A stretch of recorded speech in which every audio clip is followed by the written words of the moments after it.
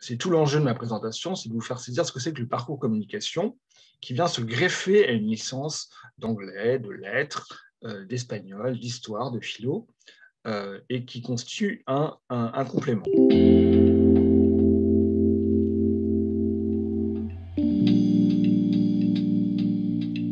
Bienvenue à la journée porte ouverte virtuelle, si je puis dire. Enfin, c'est bien réel quand même, l'échange que nous allons avoir aujourd'hui. De l'UPEC, de l'Université Paris-Est-Créteil. Et donc, moi, au sein de la fac de l'UFR de Lettres, Langues et Sciences Humaines, je vais vous présenter particulièrement le parcours communication. Voilà. Et donc, il y a un certain nombre d'éléments qui vont défiler à l'écran et qui vont servir de support aux propos que je vais développer pour essayer de ne rien oublier des points principaux. Et bien sûr, je suis à votre disposition après si vous avez des questions. Si vous écoutez cette vidéo en différé, nos adresses mail génériques au parcours et mon adresse professionnelle personnelle apparaissent à la fin de ce diaporama. Et donc, vous n'hésitez pas à écrire à l'une ou l'autre de ces deux adresses selon la question que vous vous posez. Alors,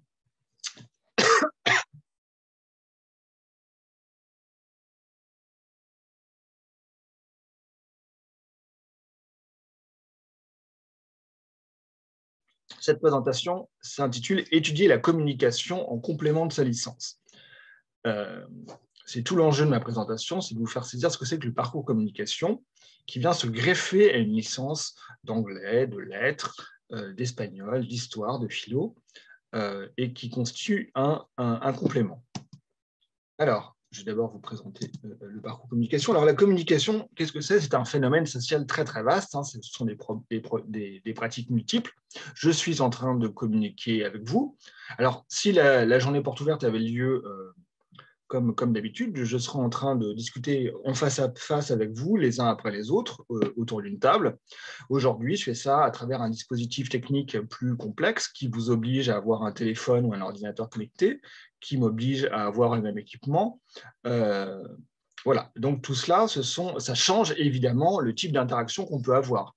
Dans une journée porte ouverte lambda, vous allez peut-être faire le tour des tables, vous allez regarder d'un peu loin, éventuellement vous approcher, prendre un papier, et puis si ça vous intéresse, vous allez peut-être venir poser une question ou vous nous écrirez plus tard. Là, on est dans une interaction qui est plus difficile, et donc plus difficile a priori, sauf pour ceux qui n'auraient pas pu venir à Créteil aujourd'hui et qui, depuis chez eux, peuvent assister à cette présentation à distance. Donc vous voyez qu'étudier la communication, rien que pour une situation aussi concrète que celle que nous sommes en train de vivre, ça pose déjà plein de questions.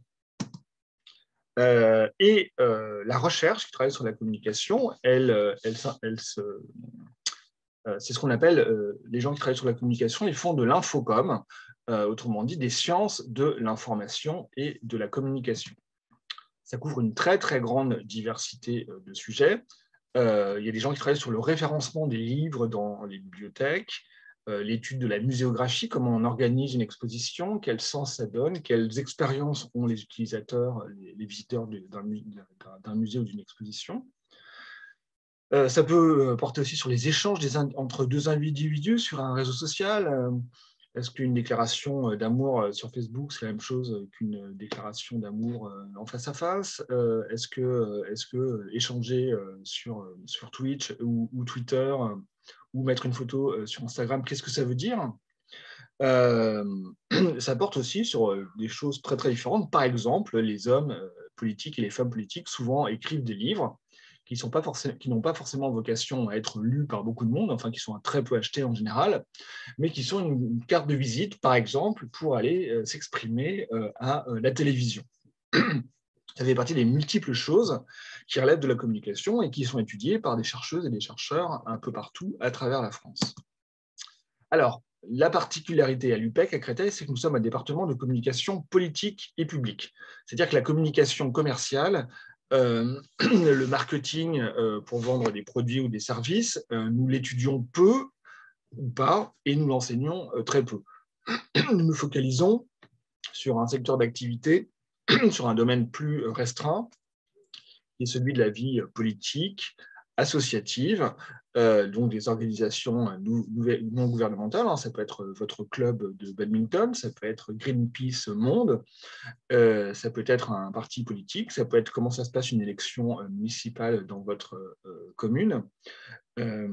Voilà, c'est donc une très très grande diversité d'objets, mais hors de la sphère marchande, si je puis dire, en bonne partie, même si aussi des questions de dons, de récolte de fonds dans ce que nous étudions et ce que nous enseignons. Alors, on travaille sur différents objets les uns les autres, les médias traditionnels, on va dire, comme la télé, la presse, la radio, mais aussi Internet dans sa diversité. Des collègues dans l'équipe travaillent sur les journalistes, plus particulièrement, sur la communication électorale, la communication publique. Moi, je travaille beaucoup sur la communication politique, par exemple, sur les discours aussi. Le discours que je vous tiens, il serait très différent si vous le lisiez de façon rédigée, par exemple. Et donc, dans l'équipe, nous n'avons pas les uns les autres fait des études en SIC, le plus souvent, mais des études de sociologie, de sciences politiques, de sciences du langage ou d'histoire. Moi, j'ai fait des études et une thèse en histoire, par exemple.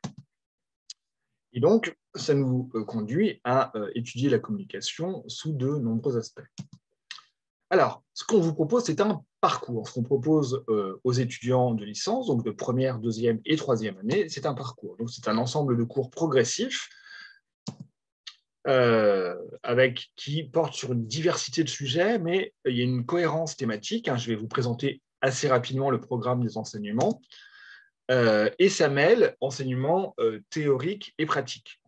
Il y a parfois le sentiment que l'université a une approche très théorique des choses. C'est assez faux en réalité, hein, parce qu'il y a plein de diplômes qui sont très diplômants, justement, très professionnalisants. Mais c'est le vrai aussi de nos formations. Hein. Les gens qui sortent de notre master communication trouvent du travail assez rapidement en général. Hein. Le secteur de la communication publique et politique, communication publique surtout, est un secteur qui a des besoins et donc qui recrute plus tôt. Et donc, l'objectif, c'est de fournir aux étudiantes et aux étudiants des connaissances et des outils analytiques pour qu'ils vous appréhendiez vous-même le monde qui vous entoure, et notamment les pratiques de communication, de la façon la plus fine et pertinente possible. Alors, chaque année, une UE de 2 enseignements à chaque semestre. Alors, vous allez entendre parler d'UE, des Q, je vais le dire très simplement. Il y a 2 cours à chaque semestre, au premier et au deuxième semestre, en première année, en deuxième année, puis en troisième année. Donc, si vous suivez l'intégralité du parcours, vous aurez 12 cours différents au fil de votre licence. Sachant que vous n'êtes pas enchaîné au parcours communication, vous pouvez faire la première année et abandonner au bout d'un an pour faire autre chose, ou rejoindre le parcours communication en première, en deuxième, voire en troisième année s'il nous reste de la place. Ça remplace d'autres cours qui sont d'autres options. Quelle que soit votre licence, il y a un bloc principal qui est ce qu'on appelle les enseignements disciplinaires. Si vous faites une licence d'histoire, par exemple, évidemment, vous allez étudier l'histoire ancienne, l'histoire médiévale, l'histoire moderne, l'histoire contemporaine. C'est le cœur de votre licence.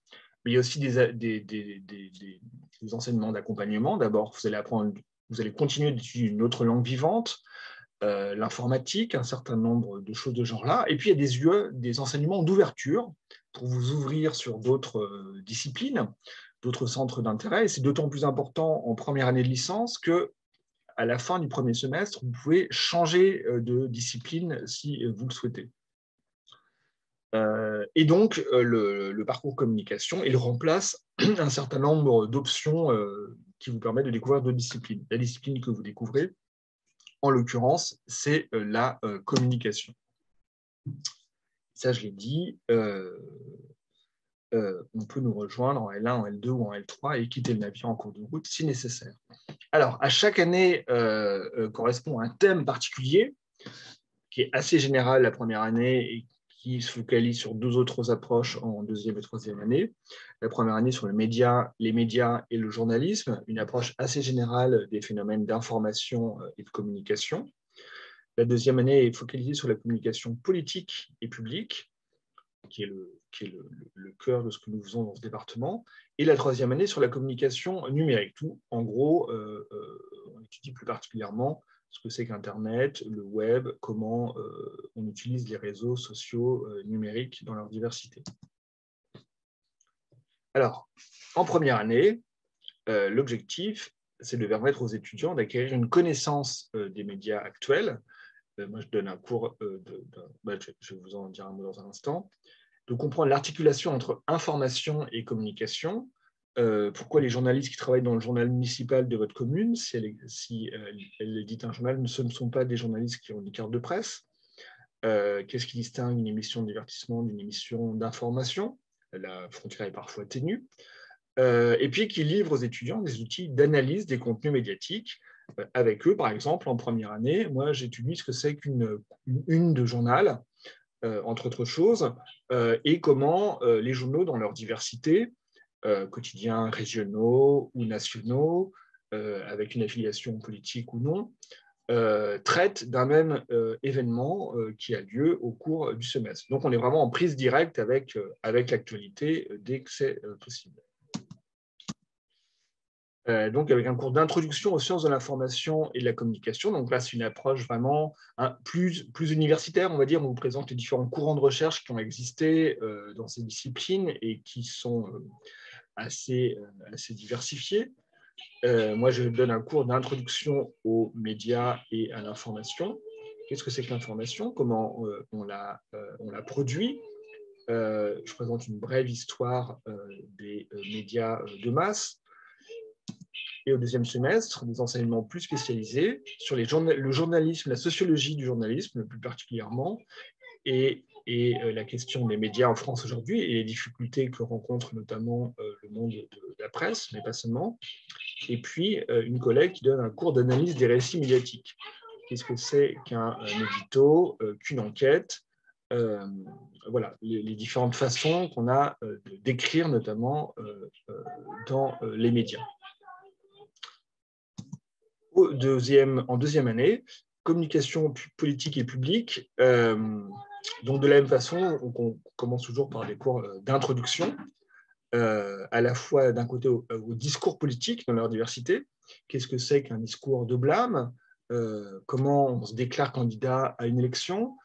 Qu'est-ce que c'est qu'un discours de déploration, par exemple? Et puis, au fait, moi, je présente dans le premier cours de cette liste les grandes enquêtes qui s'interrogent de façon plus ou moins précise depuis les années 50-60 aux effets des médias sur les gens. Est-ce que les médias ont des effets sur nous? Est-ce qu'ils sont forts? Est-ce qu'ils sont faibles? De quelle nature ils sont? Ce sont des questions que se posent les chercheurs depuis très longtemps et qu'ils ont apporté des éléments de réponse, parfois contradictoires, mais assez passionnants. Et puis au deuxième semestre, à nouveau, on se spécialise un peu. Un collègue qui est spécialiste des mobilisations, et notamment des mobilisations médiatiques à travers le monde, en France, mais pas seulement. Il a travaillé sur le Mexique, notamment. S'interroge sur communication et militantisme. Autrement dit, comment une ONG dans votre quartier qui veut qu'on ne construise pas je ne sais pas, une porcherie près de chez vous ou une organisation internationale s'adresse au grand public et ou aux responsables politiques et ou à des potentiels militants pour les convaincre, pour les mobiliser. Voilà. Communication-élection, là, c'est beaucoup plus concrètement consacré à la vie politique. Et donc, cette année, typiquement, avec les étudiants, nous étudions la campagne présidentielle en cours. On va très probablement aller étudier un meeting électoral. Et puis, on travaille sur différents supports de communication, différents programmes télévisés notamment. Voilà. Et en troisième année, communication numérique, ça renvoie d'abord de façon assez générale aux questions de qu'est-ce que sont que les cultures numériques et l'analyse critique du web, donc des approches qui amènent les étudiants qui ont des pratiques numériques multiples, parce que quasiment toutes et tous ont un téléphone connecté et plusieurs comptes sur différents réseaux sociaux. Qu'est-ce que concrètement sont leurs pratiques? Qu'est-ce qu'on fait concrètement? Qu'est-ce que ça veut dire? Qu'est-ce qu'on fait de façon consciente et qu'est-ce que inconsciemment les algorithmes nous conduisent à faire, par exemple? les algorithmes qui décident ce qu'on voit sur notre fil Facebook, par exemple. Et puis, des cours plus appliqués au dernier semestre de la 3e année, d'abord avec un cours du droit de l'Internet, par exemple sur le fait que insulter quelqu'un en ligne, c'est pas très différent que de faire ça dans la rue ou en taguant sur un mur, entre autres questions. Et puis, usage professionnel de l'Internet, là, c'est un collègue qui encadre les étudiants pour leur permettre de clarifier, d'affiner ou de créer leur visibilité en ligne, notamment sur LinkedIn, pour saisir comment ils peuvent utiliser les ressources d'Internet pour chercher des offres de stage, d'emploi, pour saisir comment est configuré un tel ou tel secteur d'activité, et puis pour se présenter eux-mêmes, qu'est-ce qui est bon de faire apparaître ou non sur les réseaux sociaux. Voilà pour le programme. Il est détaillé dans le livret du parcours communication. Il y a un résumé pour chaque cours. C'est disponible très facilement en ligne. Et vous avez donc le détail de chaque enseignement avec des conseils de lecture. Et puis, ça vous explique comment ça s'intègre dans votre programme d'enseignement. Typiquement, là, c'est l'exemple du premier semestre de L1 en lettres, comment s'en sert le parcours communication dans votre programme de semestre. Alors, pourquoi suivre le parcours communication ? Moi, je crois qu'il y a 3 principales raisons pour vous-même, pour vos études en licence, et puis pour la poursuite de vos études et votre projet professionnel. D'abord pour vous, je pense qu'on vous amène des éléments pour comprendre comment fonctionnent les médias, de façon générale, et le débat public en France. Comprendre ce que a changé le numérique à notre société et à notre vie quotidienne. Et puis réfléchir à vos propres pratiques médiatiques, à la fois en tant que consommateur de radio, de télé, d'Internet, de Netflix, et comme producteur aussi. Le fait d'écrire, de poster une photo sur Instagram, par exemple, c'est être soi-même producteur de contenu numérique. Et en somme, il s'agit de développer votre esprit critique, un peu comme globalement c'est un objectif plus général des études universitaires. Ce qui est à la fois utile pour vous en tant que citoyenne, consommateur, et pour vos études. Alors, pour vos études en licence, quels avantages ça a dessus le parcours com ? Moi, j'ai tendance à penser que ça contribue à aiguiser votre esprit critique et votre capacité à analyser un document dans pas mal de disciplines. Alors, évidemment en histoire, mais aussi en lettres. Vous allez étudier des textes littéraires ou des textes philosophiques en philosophie. Vous allez avoir à développer vos capacités d'analyse. Étudier la communication peut vous être utile à de multiples égards en la matière. Ça enrichit, ça a aussi un apport de connaissances, évidemment, sur la société française, sur les médias, sur l'information. Et puis, d'une certaine façon, et là, je pense plus à votre CV ou à une future lettre de motivation, c'est une deuxième corde à votre arc. On va vous dire, vous avez fait une licence d'anglais, donc vous avez étudié la langue anglaise, la littérature anglo-saxonne, la civilisation britannique, américaine. Et ce à quoi vous pourrez répondre, oui. Et en plus, j'ai étudié la communication pendant... et alors là, les gens en général ne connaissent pas le parcours com en soi. Et c'est à vous, dans une lettre de motivation, d'expliquer que vous avez suivi 12 enseignements tout au long de votre licence, que vous avez obtenu telle moyenne, et ce qui vous a donné une connaissance approfondie de la vie médiatique et une vision d'ensemble sur des recherches sur les médias et sur la communication. Et c'est quelque chose donc qu'il est tout à fait que vous serez, enfin qu'il est utile de promouvoir à la fois pour la poursuite de vos études. Si vous souhaitez changer de discipline en cours de route, si vous visez un autre diplôme, éventuellement pour préparer les concours de l'enseignement ou de la fonction publique. Alors, si vous savez déjà que vous voulez être prof des écoles ou prof dans le secondaire, donc au collège ou en lycée, je vous conseillerais plutôt de suivre des parcours qui sont consacrés à l'enseignement, qui vous préparent à la préparation des concours dès la première année de licence. plutôt que de suivre le parcours com. Par contre, pour les concours de la fonction publique de façon générale, le parcours com peut être assez utile. Et puis, l'accès en master est de plus en plus compliqué et ça peut ouvrir un certain nombre d'horizons d'avoir suivi le parcours communication en plus de ce que vous avez fait dans votre majeur, dans votre discipline principale de licence, et éventuellement pour entrer dans une école de journalisme. Alors, entrer dans une école de journalisme, c'est très difficile parce qu'il y a beaucoup de candidats et peu de places, et que, de façon générale, la meilleure porte d'entrée, c'est d'avoir fait Sciences Po ou un master d'histoire ou de sociologie. Il n'empêche que ça vous donne, le parcours com vous donne un petit bagage supplémentaire, à la fois pour le CV, mais surtout pour la connaissance de l'information, de l'actualité et des médias, qui peut vous servir un peu dans la préparation des concours d'école de journalisme. Et puis, ça peut vous servir pour votre projet professionnel. Si vous souhaitez travailler dans les métiers de la communication, il y a une multitude de métiers, en agence, en entreprise, dans la fonction publique, dans les associations, dans les métiers des médias, vous souhaitiez être attaché de presse, journaliste. Alors, pour être journaliste, le mieux, c'est quand même de réussir à faire une école de journalisme. Et ou dans la communication numérique, il y a une multitude d'acteurs qui ont besoin de community managers pour animer leurs réseaux sociaux. Et donc, c'est un métier en soi. J'ai bientôt terminé mon long propos. Je m'excuse d'avoir été un peu long. Juste pour des informations plus pratiques, peut-être, le parcours communication est sélectif. Et donc, j'examine des dossiers qui sont composés principalement d'une lettre de motivation et d'un CV. Et mon accord, il est conditionné par l'acceptation dans une majeure. Il faut que vous soyez pris en philo pour pouvoir faire une licence philo parcours com. Idem pour toutes les autres majeures.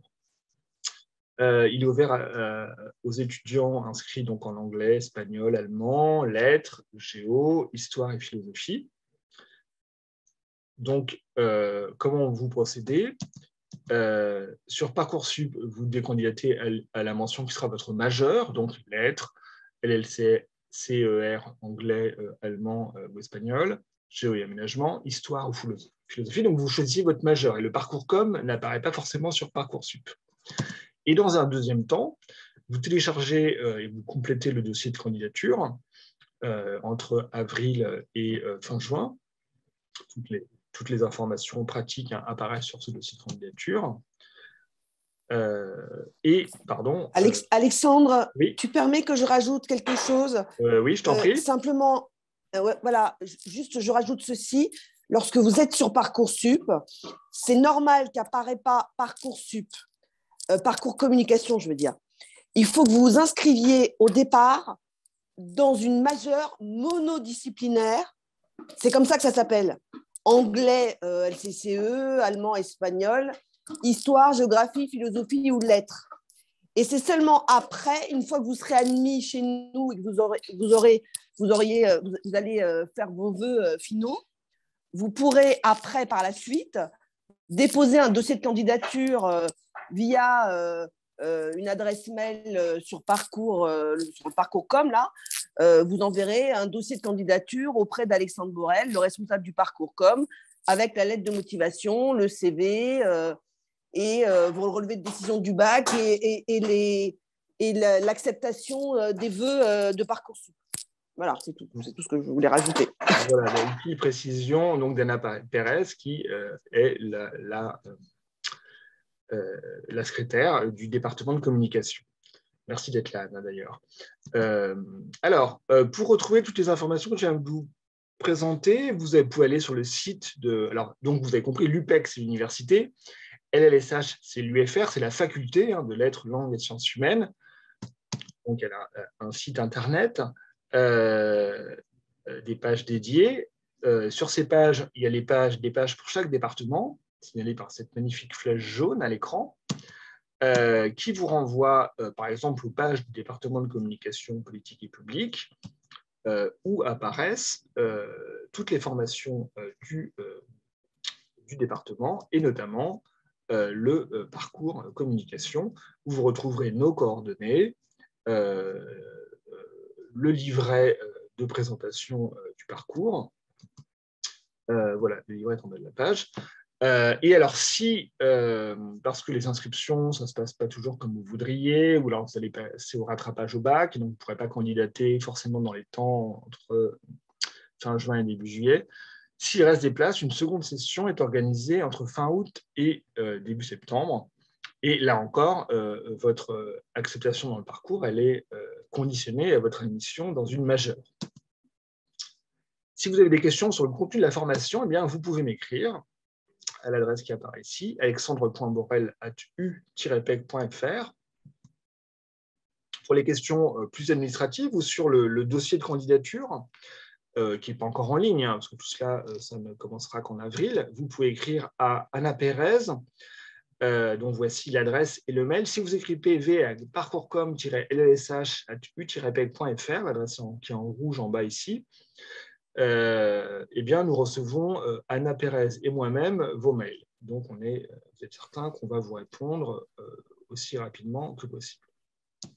Alexandre, si je peux me permettre, tu peux rajouter mon numéro de téléphone professionnel. Alors, tu vas l'écrire dans le chat, si tu veux bien. D'accord, très bien.